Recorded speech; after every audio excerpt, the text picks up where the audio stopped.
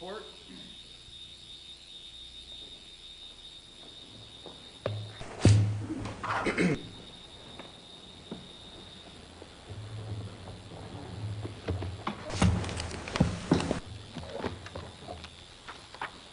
Hear ye, hear ye, hear ye.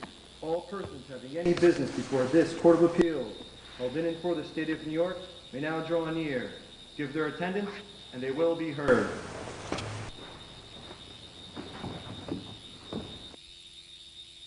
Against Sean Kennedy.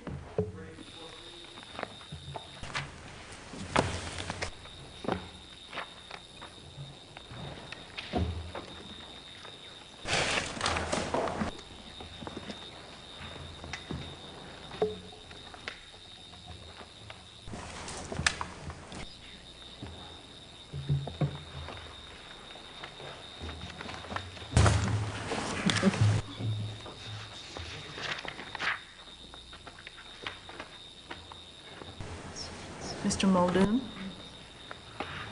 Welcome. May it please the Court. Good afternoon. No. Chief Judge Kaye, I'm requesting 5 minutes for rebuttal. Certainly. This is the first occasion in several years for this Court to address the Sex Offender Registration Act statute. The statute has been amended several times in the interim, including 2002 amendments that may affect this case, and also also amendments earlier this year that, while they do not address the issues on this appeal, they most certainly significantly increase the registration period and show the importance of the Sex Offender Registration Act, however this Court may decide this case. I should note one error in my reply brief. I referred to the 2006 amendments as being Chapter 3. I believe it's actually Chapter 1 of the laws of 2006. What is the issue before us? There's at least 2 issues before the Court.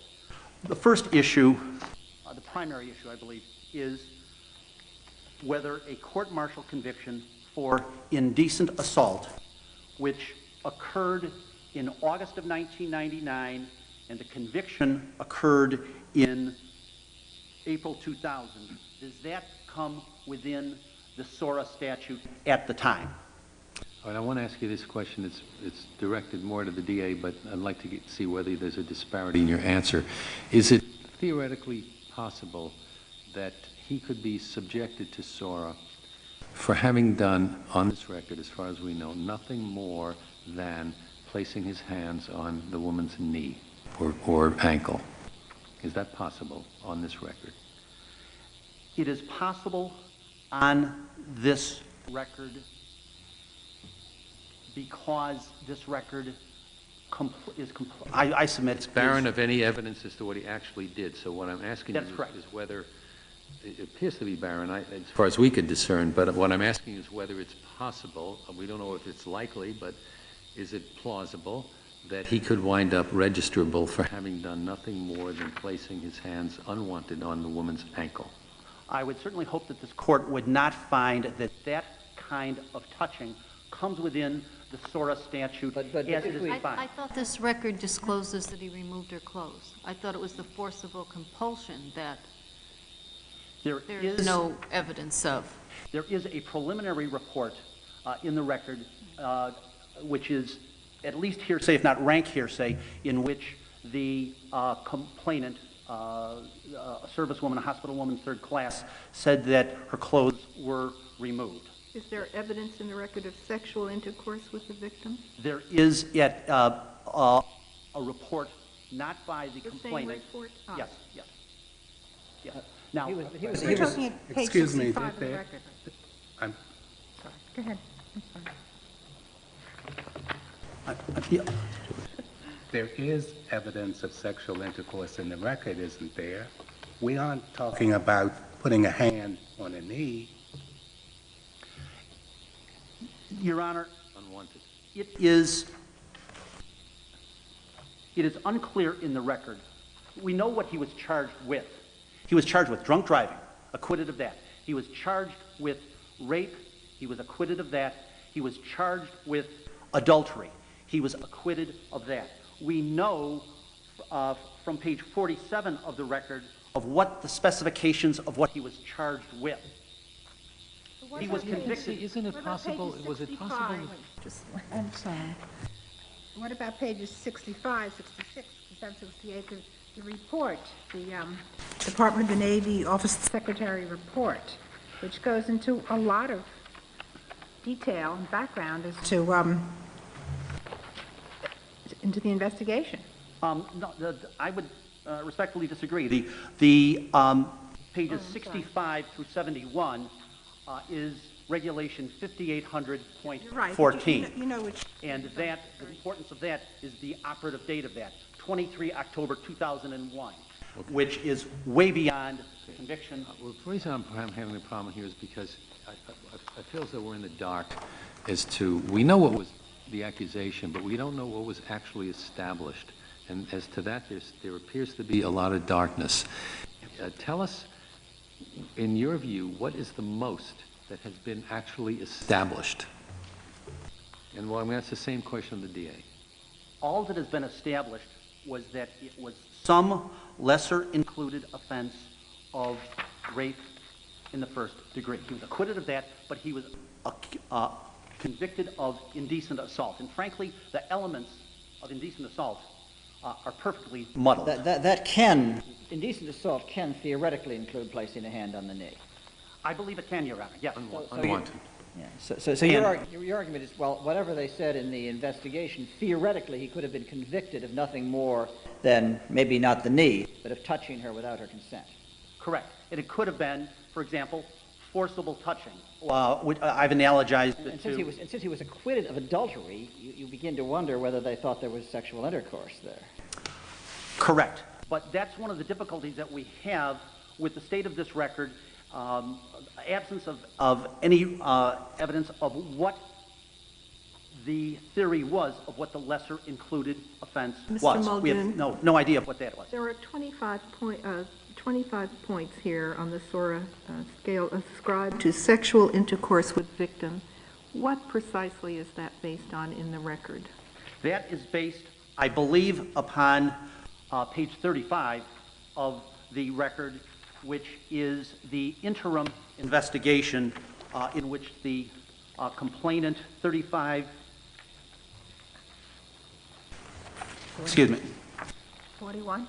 41. 41 to 46? I'm sorry. Robert Passarello, JAG Corps.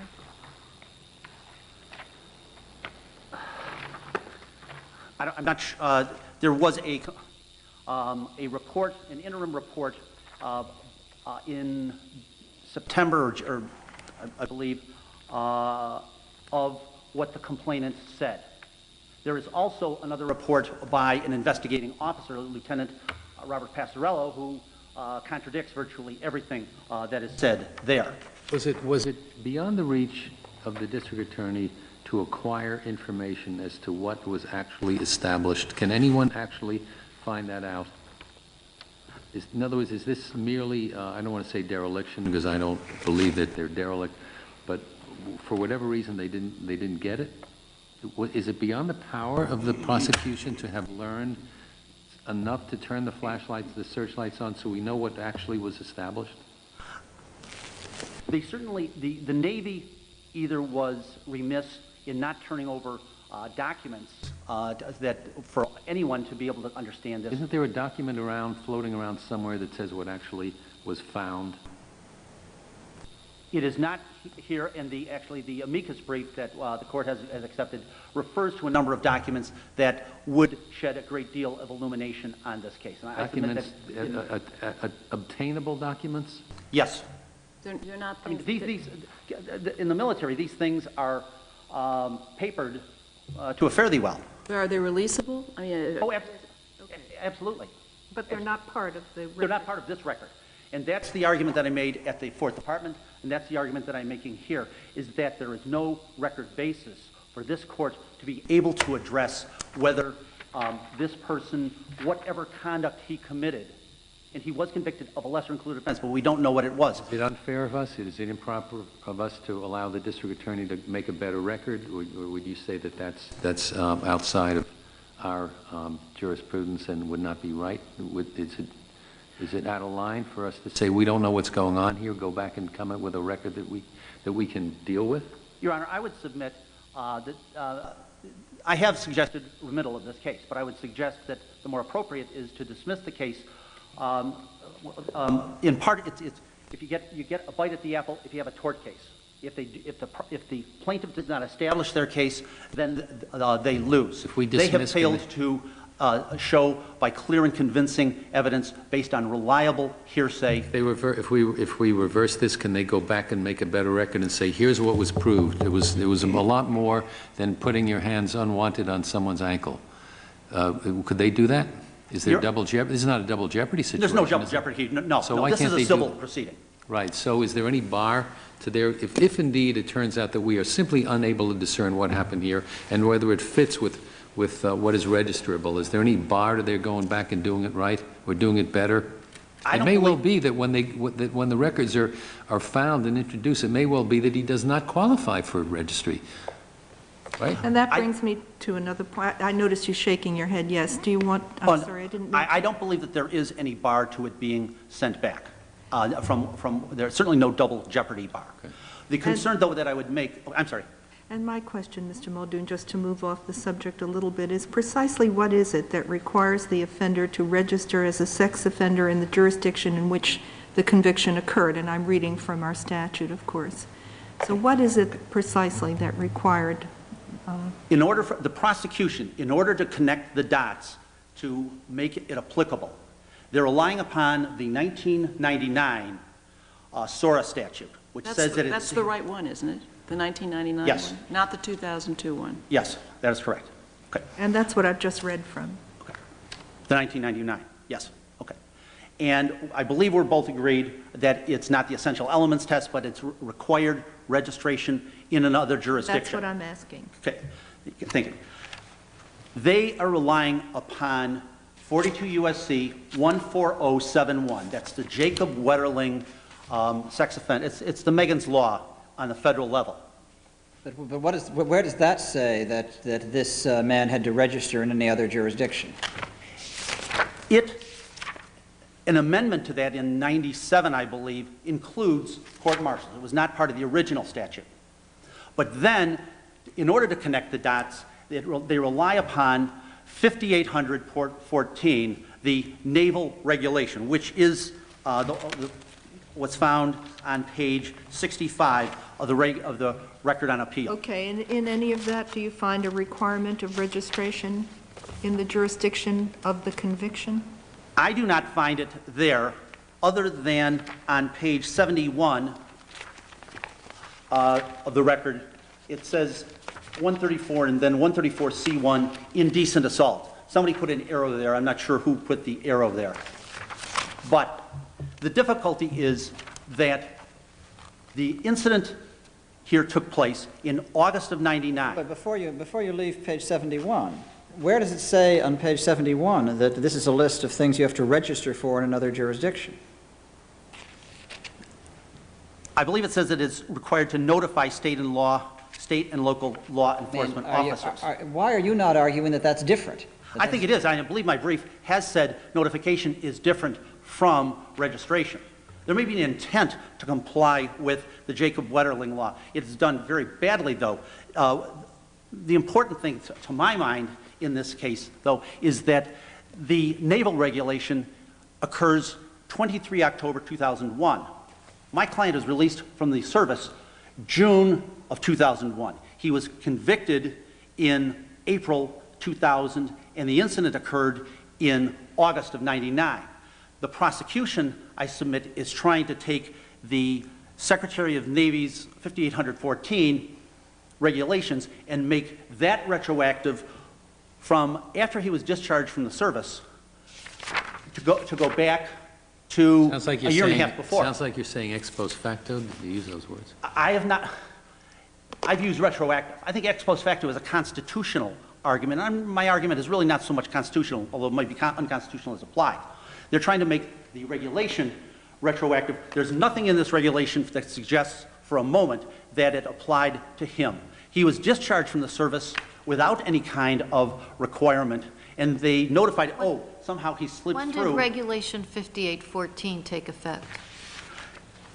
By its terms, it says October 23, 2001. And there's nothing in those several pages that refer to any kind of retroactivity. So you're saying that at the time he committed his crime, at the time he was convicted of his crime, at the time he was discharged from the Navy, there was not even a notification, let alone a registration requirement. That is correct. And the notification requirement came in later and was not retroactive. That is correct. And the notification requirement is occurred in this case in the end of March 2003 when the Navy notified the Board of Sex Examiners. And the Navy has no registration process of its own, I take it? It's only this notification? It has a form that it requires people, that it will send out. That form is in the record that says that this person is to be notified of being a sex offender. That the local authorities are to be notified of the person being a sex offender. What state was he convicted in, New Hampshire? It was in the state of Maine, Cutler, Maine, where this court-martial took place. So did they notify authorities in Maine, or did Maine not have a registration statute? There's nothing that I'm aware of that suggests that Maine was ever notified at all. I would note that the SORA statute exists in all jurisdictions within the United States. But I'm not aware that Maine was notified, in part because Maine, he was no longer a resident or stationed in Maine. He was now living in New York State. So that's why New York was notified? That is correct. As opposed to Maine? Correct. So it seems you have two arguments. First is that when he committed this, whatever he committed, we don't know, there was no registration requirement, and it should not be applied retroactively. That's a technical legal question. And the other one is, assuming arguendo that it is registrable, we don't know that it lines up with our notions of what is registrable. That's your second.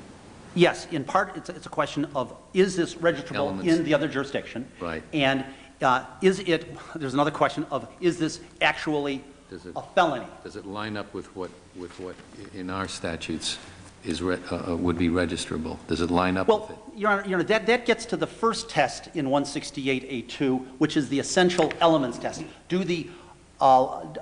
That statute has two different tests. Can you compare the essential elements, or is it a felony in another jurisdiction that requires registration in that jurisdiction? And in August of 1999, April of 2000, this was not required to be registered at all within the United States Navy. Isn't it a felony under 18 U.S. Code?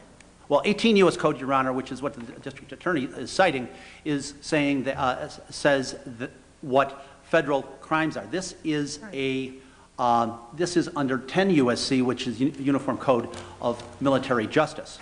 What level of crime is indecent assault? It is. In our they're parlance. all under the Uniform Code of Military Justice. It is it's considered an offense. They don't designate between levels of offenses. Okay, so you can have an indecent assault that's theoretically a rape, and you can have an indecent assault that is an unwanted touching of a woman's ankle, right? It appears to be, Your Honor. And one of the A rape is a different category. Rape is, yes, rape is a different category under 120. But something that comes perilously close to perhaps rape could be indecent assault. What is the range of punishment for indecent assault? It's up to 5 years imprisonment. I would also note that What did your client get? bad conduct discharge. There was no incarceration. He was just removed from the military. Incarceration and no supervision. It was just kicked out of the Navy? That is correct, Your Honor. In June of 2001. Going back to 18 U.S. Code 3559, less than 10 years with 5 or more years is a Class D felony. Yes.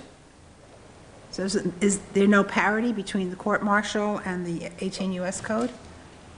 The district attorney is suggesting that that is a felony. Your Honor, I would suggest that under 18 U.S. Code, a person could also, under Article 134, my client was prosecuted, though acquitted, of adultery. He could have received 5 years imprisonment for adultery in the military.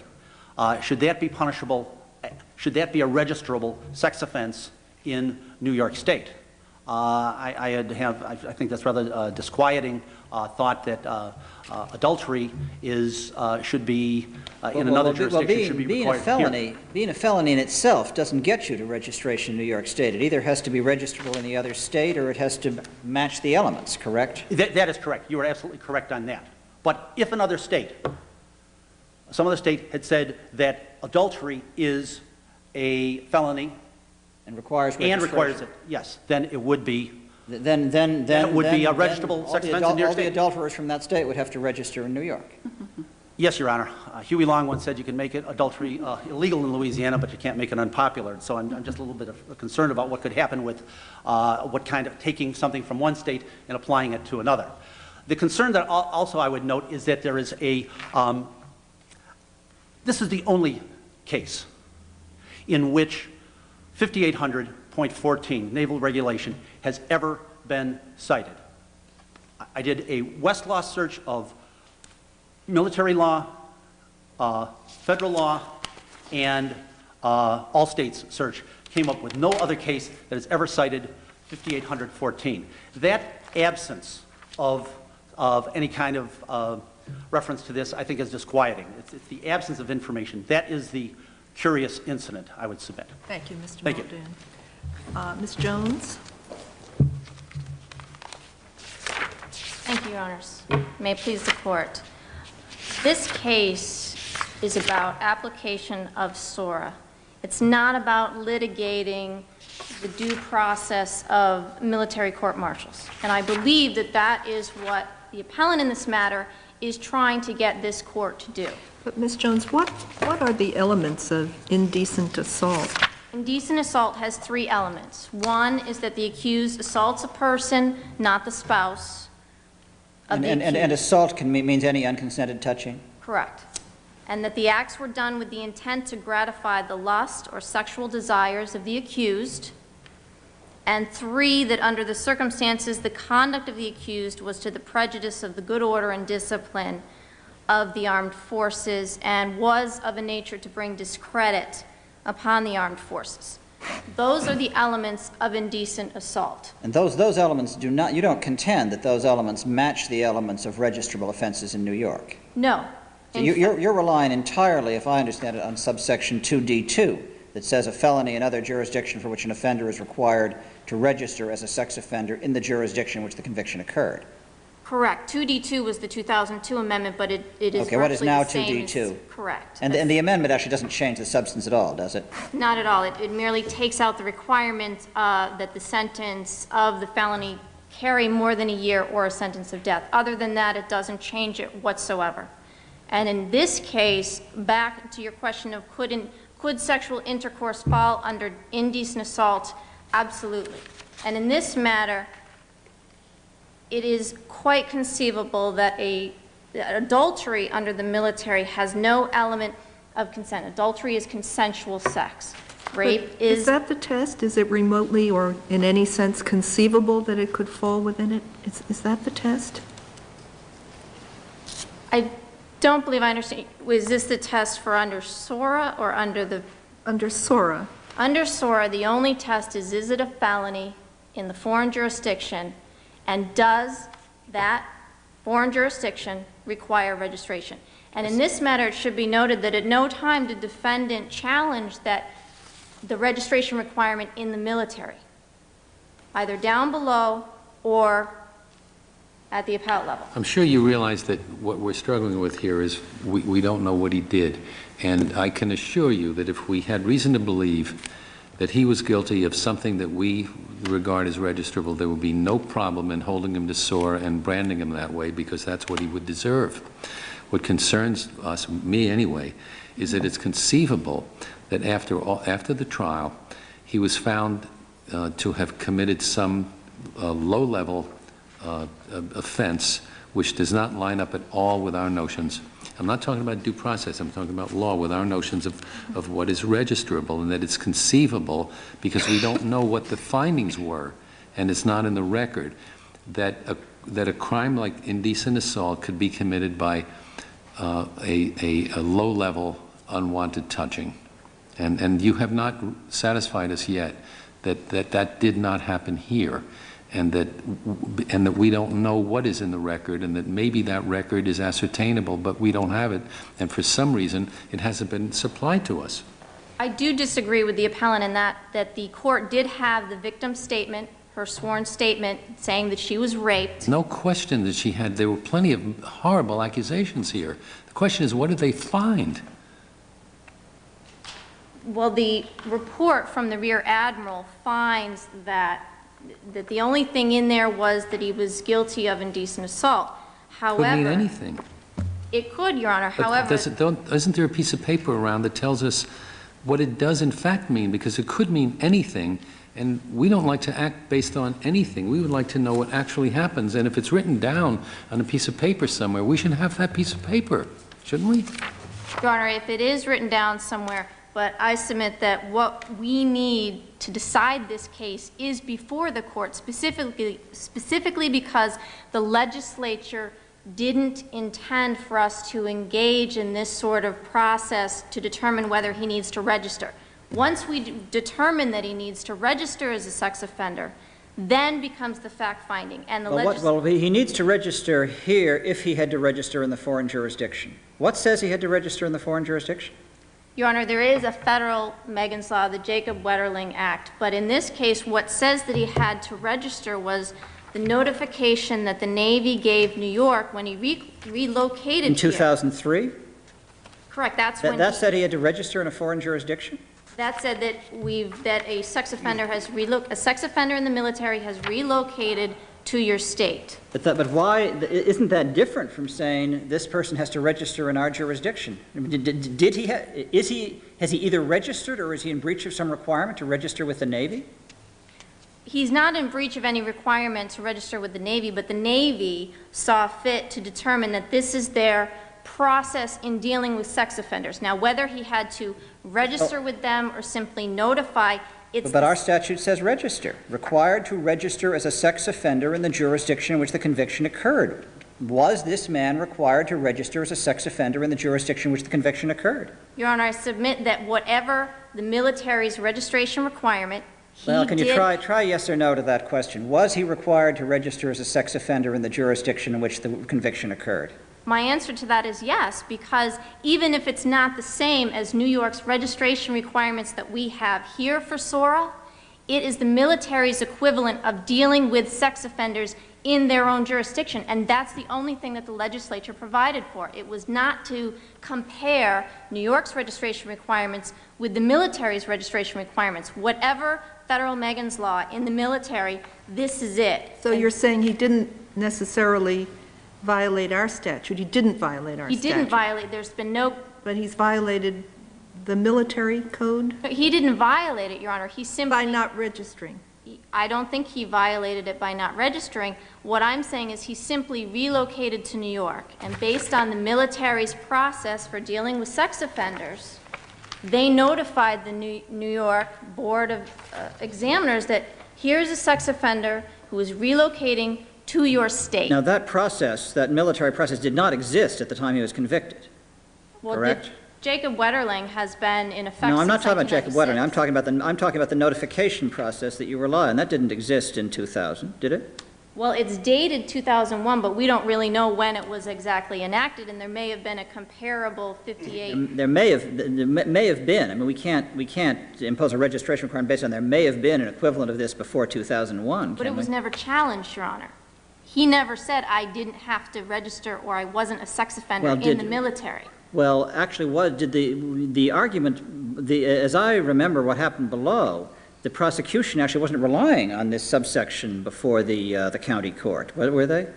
No, Your Honor. So he had no occasion to challenge it. You were making an argument that you've now abandoned, that there was an equivalent offense. Your Honor, the prosecutor below was under a number of misconceptions.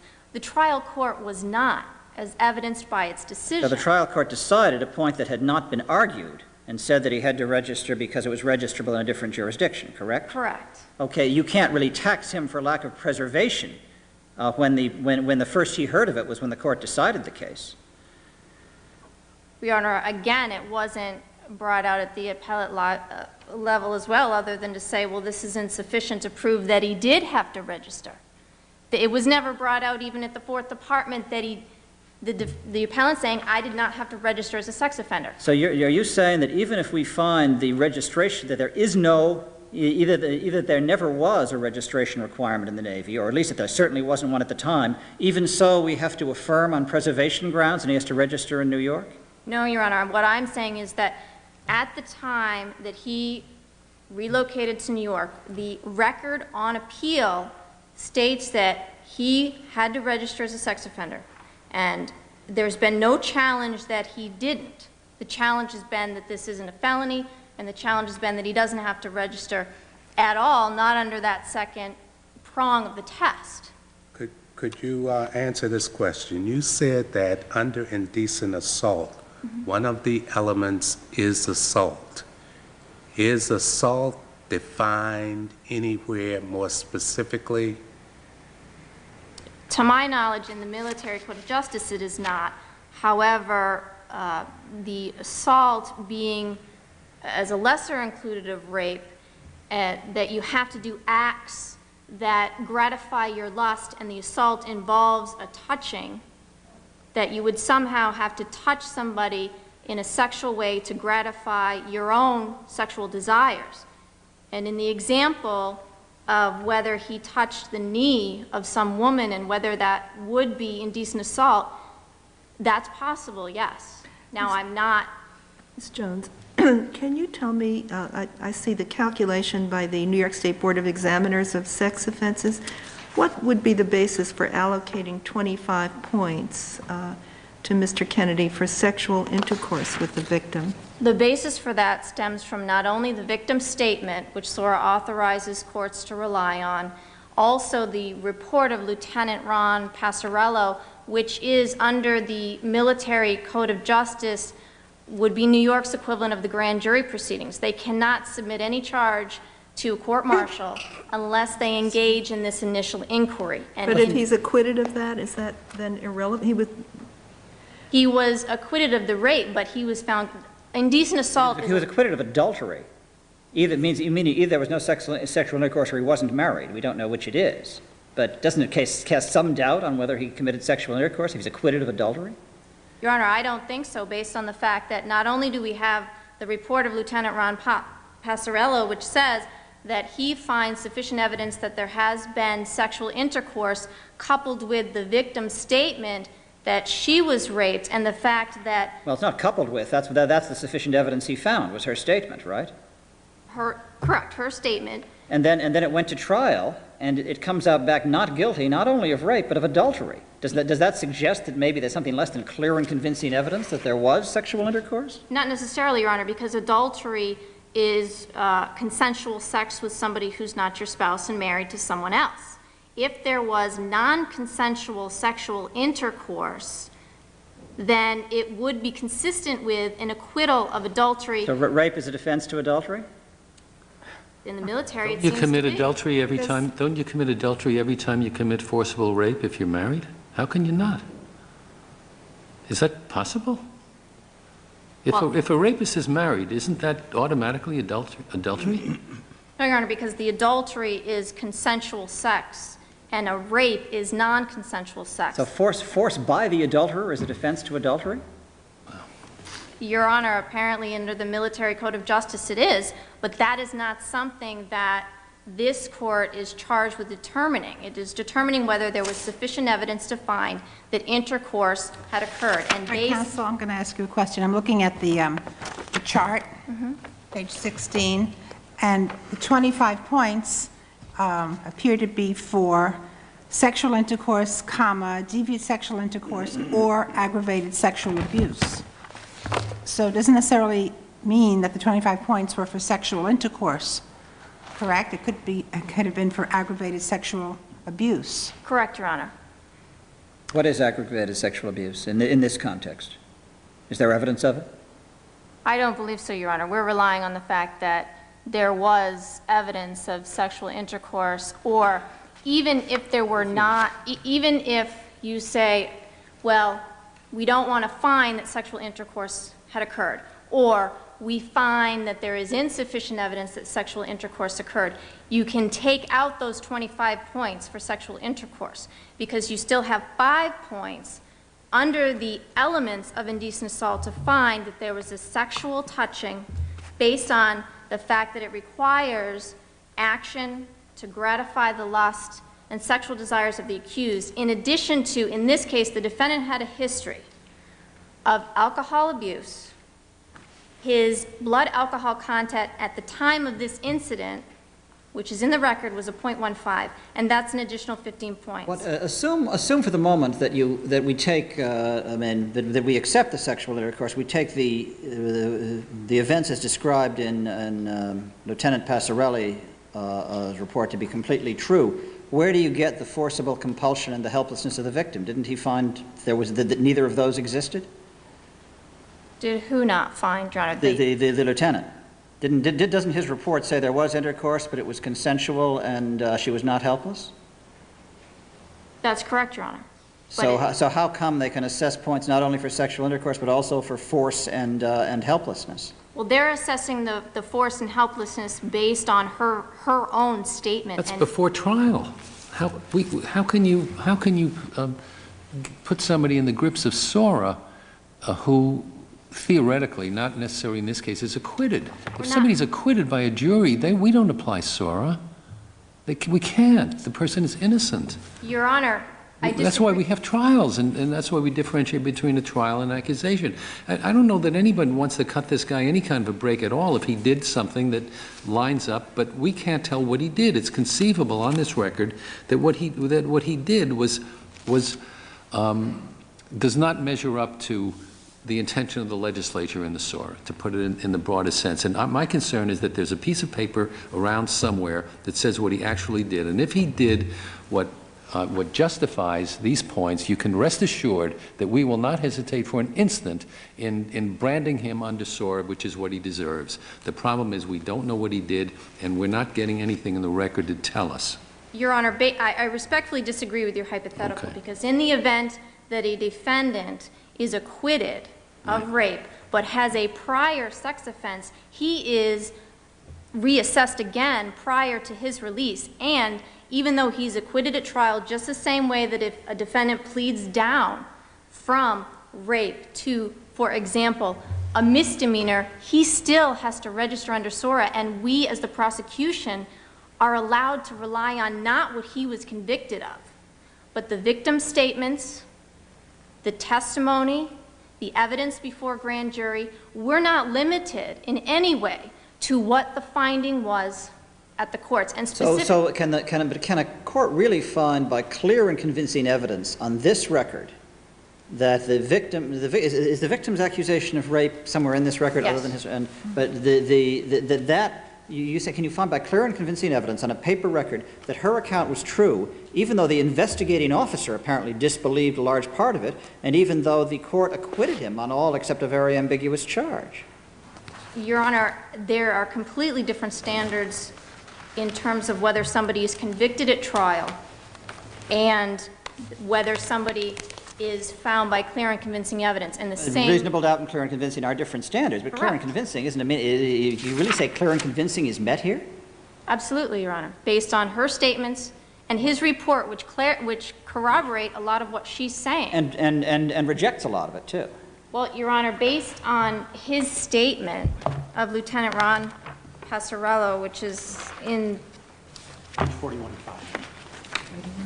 In that he is, like I said, it's based on, he considers sworn testimony of these witnesses, he discusses it, and in his findings, he says that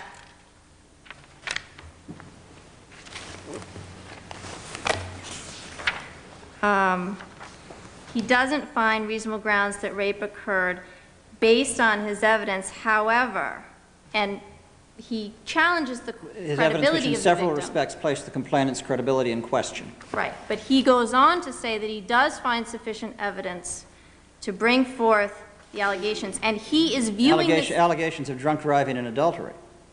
We don't register people in this state for drunk driving and adultery.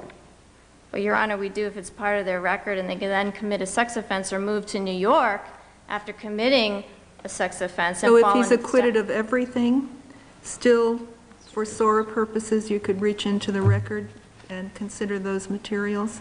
No, Your Honor, because in this case, if he were acquitted of everything, he wouldn't be deemed a sex offender by the military, and he would have moved to New York without any of those consequences. Is there a more complete document as to what the findings actually were? There may be, Your Are Honor. there specific findings of what, in fact, the fact finder determined to have occurred? I don't believe so, but if this case were to be remanded, that is certainly something that we could find out. But I also want to point out that Lieutenant Ron Passarello was viewing the witnesses and the evidence in terms of reasonable doubt. And when he says, I don't find that there exists reasonable grounds that rape occurred, his standard that he's applying is reasonable doubt. The charge was still submitted to court-martial. How does a fact finder here find clear and convincing evidence that something more than what Sergeant Lieutenant Passarello found to have happened really happened? Well, Your Honor, Lieutenant Ron Passarello found sexual intercourse. I understand, but we don't register people just for having sexual intercourse. How can you find by clear and convincing evidence that there was force and physical helplessness? Where in this record is the clear and convincing evidence of either force or physical helplessness? There was evidence that she had been drinking that night, that she was sleeping, that he got on top of her in the car while she was sleeping, which is, it is clear and convincing evidence that she was in some sort of state of vulnerability and helplessness to assess those points. And also below at the trial level, the defendant referenced this report by Ron Passarello in his argument that rape hadn't occurred. So in terms of the challenging the reliability, he actually relied on it himself at that point. Therefore, based on what is in that statement concerning the events of that evening and how he... But if every word of the report is accepted, then the board was wrong in finding force and helplessness, because he found consent and found that she wasn't helpless.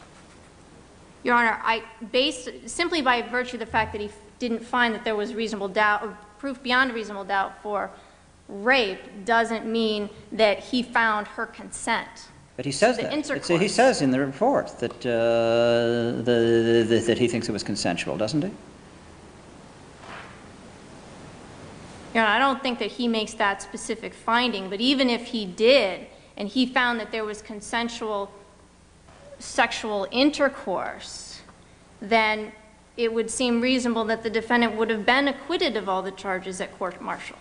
That's the problem. We don't know what happened.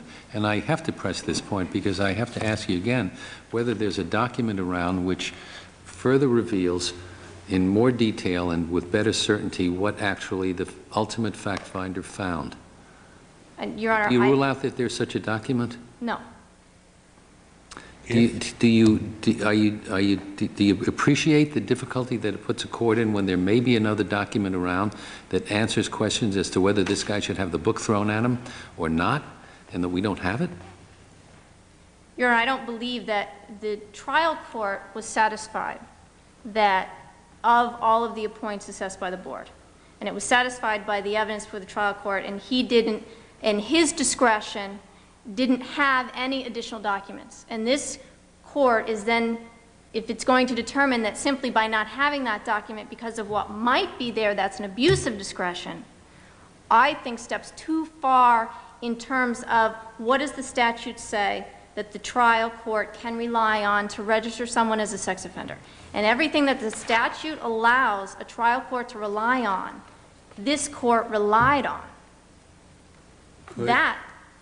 I'm sorry, I didn't mean to interrupt you. No, go ahead, Your Honor. If the military had found an attempt to commit these acts without finding rape or adultery, would that be sufficient for indecent assault? now you're talking about whether that would be, if an attempt, it depends on how far his actions went, and whether his attempt to rape actually resulted in contact with the accused to satisfy his lust or desire. But I submit to you that whether or not, if he was convicted of attempt in this case, and attempt carried 5 years or more, then it would be a felony.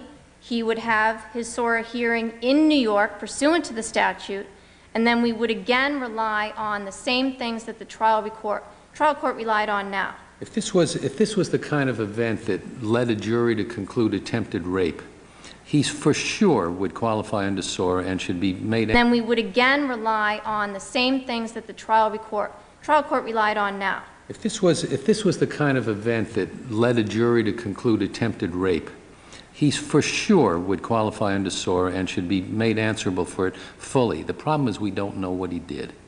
There's no question on attempted rape. For a jury to come back with attempted rape, that would qualify without a doubt. In my mind, I'd be fully satisfied if this was a verdict of attempted rape. We have elements. We have to show certain things, so it would be clear to me. The problem is we don't know what he did.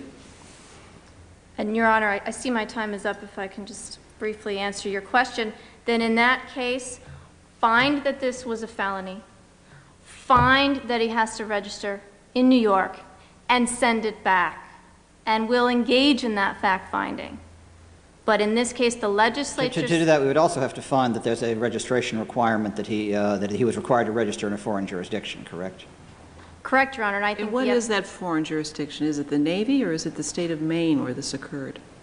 It's the military. He was in the military at the time this happened. Therefore, I don't think Maine statutes are in any way applicable. Right, because the foreign jurisdiction is the military. When you say find, isn't that, I mean, before we find, that means we have to base it on something. I'm just asking this hypothetically. If we reverse this, is there anything to prevent you from going back and furnishing a court with what would be a more complete basis? No, Your Honor, I don't. And he's not saying either. He's not suggesting that it would be anything like some constitutional violation of ex post facto. He's not saying that either. No, and I don't believe it would be at all. So if you're right, and if this does have something to it, you would eventually carry the day, and properly so, and he would get what he deserves. Absolutely. Thank you. Thank you. Mr. Muldoon? There's several points I'd like to make. One is that the prosecutor said that there's a sworn statement in the record by the victim that said that she was raped. There is no sworn statement at all by the victim in this case. There is information in the record as to allegations of sexual intercourse or rape on pages 31 in which she is making those allegations. However, Lieutenant Passarello's comments, which are on a several-page document, pages 41 through 46, while suggesting that intercourse occurred, suggests also that it was consensual. It's far more detailed than that. What I am saying is that the allegation of reliable hearsay, credible evidence that is required by the statute, based on the allegations on page 31, does not reach the level of credible evidence or reliable hearsay. What do you make of the DA's argument that they can rely on evidence that on the charge as opposed to what was actually found? To what extent can they rely on a charge in the event of a finding of a lesser included offense? But what was the charge? What are the allegations? Is it perilously close to penetration, or is it touching a person's knee or ankle? Is it French kissing, which could come within the allegations of indecent assault should a person be... Well, the charge was rape, of which he was... The charge was, yes, the charge was rape, and it's clear what the allegations are for that. The conviction of indecent assault is completely unclear of what this person was accused of, actually, as and convicted of as the lesser included offense. There is nothing in this record whatsoever. And you say that there is documentation somewhere that would reveal that? There might be. No, I do not know. I do not purport to be a military expert that would suggest that. The defendant Mr. Kennedy doesn't have any records. No, and they certainly were not provided. This is a rather thin record for this court to review this whole issue. Your Honor, you have brought up several times the question of required release, or excuse me, notification versus registration. There may be a point in this record where it says that there is registration, and that is page 20, which is notification of release of military offenders. And it says, pursuant to federal law, the Department of Defense is notifying your office of a release of an offender who was convicted of an offense. The offender is subject to sex offender registration under federal law. That is a form. That is form language in a form that says that he is required to be Do you have any idea of what federal law they're citing there? I believe it would be the Jacob Wetterling Law, 42 U.S.C. 14071. The difficulty with that is that the prosecution, to connect the dots, is relying upon a form. And I submit But the Jacob Wetterling Law doesn't have its own force requirement to register. It gives it provides guidelines for state programs, right? it also refers to a person who has been court-martialed. Yes. But, Your Honor, it refers to a person who is convicted of a child sex offense as well as a violent sex offense. And in defining violent sex offense, it refers to two sections in 18 U.S.C. But aren't those all guidelines for state programs? That's not a federal program, correct? I believe you're correct. Yes, Your Honor. But that's the record basis for perhaps for registration. I submit that we can't say that this is certainly is not a child sex offense because it involved a 24-year-old enlisted woman, and it's not a violent offense as defined in those two sections of 18 U.S.C. Is there anything in the legislative history of SORA in New York State that would indicate that the legislature thought about or had in mind how to treat people who were convicted of such kinds of offenses under the code, the military code? Nothing in the legislative history, so far as I know. The governor's statement in 2002, which Judge Pigott referenced in his decision, refers to attempting to conform with the Jacob Wetterling Act. But beyond that, I don't think there's any reference to court-martials whatsoever.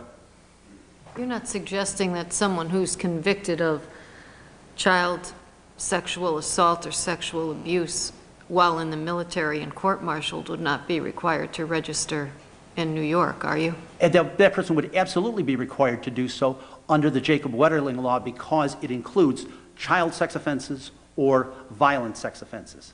This is... And 5814 would apply also, wouldn't it? They'd have to notify the state?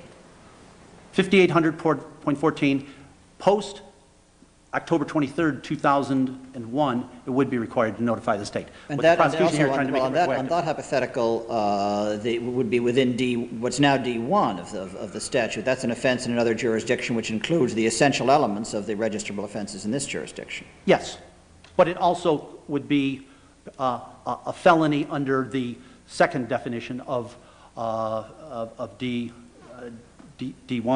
D2, of federal felony that would require registration, apparently. But this question remains a question of notification versus registration. And I think I'm just trying to clarify the scope of what you're saying here, if we agree with your position. Okay. It's my position that this case should not be remitted just based on the retroactivity occasion. This is a 1999 offense, 2000 court-martial, and June 2000 discharge, and then October 2001 regulations.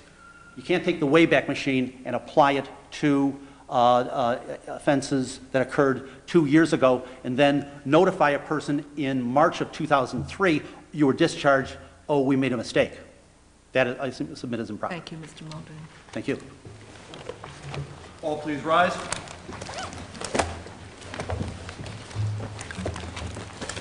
Hear ye, hear ye, hear ye. All persons having any further business before this Court of Appeals, held in for the State of New York, may depart hence and appear here Thursday afternoon at 2 o'clock, to which time this Court now stands adjourned. Good afternoon, and thank you.